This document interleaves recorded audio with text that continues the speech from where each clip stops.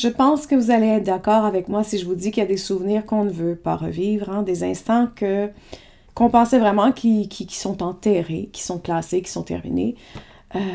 Mais parfois, hein, il suffit d'une petite odeur dans la rue, d'une image, d'un commentaire, d'un son en arrière-plan, d'un ton de voix un peu trop sec, et là, tout à coup, tout va revenir. Hein. C'est pas une pensée qui est volontaire, c'est vraiment pas un souvenir qu'on va appeler, c'est vraiment une intrusion. C'est une montée soudaine, dans le corps. Et ce qu'on ressent, c'est pas un simple souvenir, hein, c'est une reviviscence. Hein, c'est comme si ça se passait maintenant. Et à ce moment-là, on se sent démuni et on se dit, mais pourquoi ça revient encore? J'ai déjà tourné la page, non? Il me semblerait que je devrais être ailleurs. Je croyais que j'avais fait le travail. Et surtout, pourquoi moi et maintenant?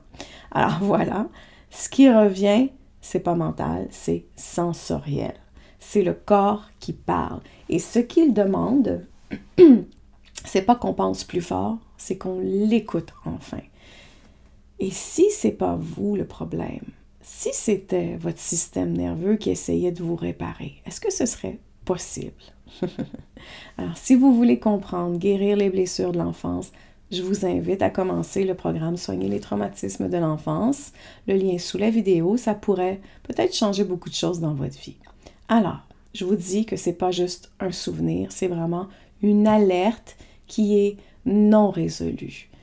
Ce qui nous hante, ce ne sont pas seulement des faits, ce ne sont pas seulement des images, ce sont des morceaux sensoriels. Alors le corps qui a vécu quelque chose de trop intense, de trop rapide, de trop effrayant, dans l'instant, ce qu'il a fait, c'est qu'il a encodé ce souvenir, sans passer par des mots, sans organiser tout ça.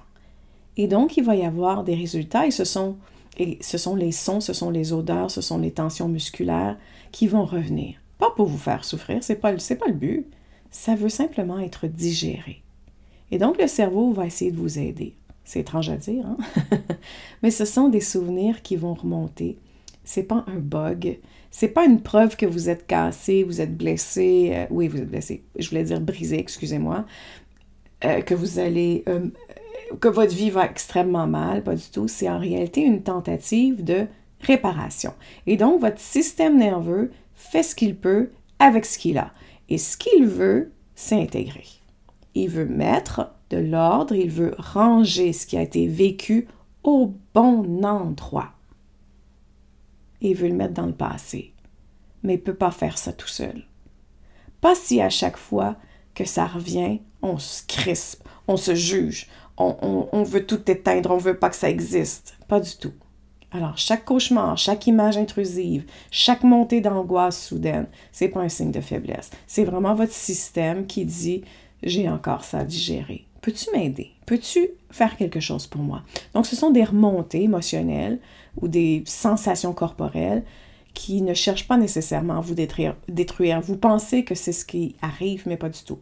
Ça cherche simplement à être complété, à retrouver un fil, un sens, une histoire. Mais pour y arriver, il faut cesser de les traiter comme des espèces d'ennemis qu'on ne veut pas, qu'il faut bloquer avec toutes les armes possibles de notre corps, de notre tête, etc. Donc, c'est en laissant passer à travers nous, dans un corps détendu, est-ce que je le répète assez souvent dernièrement, dans un corps détendu, relaxé, sécurisé, qu'elles peuvent enfin se désamorcer et devenir ce qu'elles auraient toujours dû être. Un souvenir. Pas une menace, un souvenir. Et donc, évidemment, il y a des blocages, et c'est notre peur de ressentir. Quand un souvenir va revenir, on va serrer les dents, on va changer de sujet, et on se dit « non, non, tu penses à autre chose, ma belle cocotte, Sandra, ça suffit, et là, on va se contracter. On va utiliser l'humour, c'est correct. On peut utiliser plein de techniques pour nous aider, c'est correct. Mais jusqu'où? Alors, c'est vraiment toutes les contractions qu'on va utiliser qui vont vraiment empêcher le souvenir d'être intégré correctement. Et donc, ça revient encore et encore. C'est un effet de boule de neige, et donc, tous ces souvenirs sont un piège. Et donc, chaque fois qu'un espèce de fragment sensoriel va remonter à la surface, qu'on le repousse, il va aller se fixer un petit peu plus profondément. Et à la longue, à force d'être fixé, ben on vit dans cette peur de notre propre mémoire, de nos propres sensations corporelles. Et donc, c'est ça le vrai piège du traumatisme. c'est plus dans le passé, en fait. C'est vraiment que le passé continue à vivre en nous.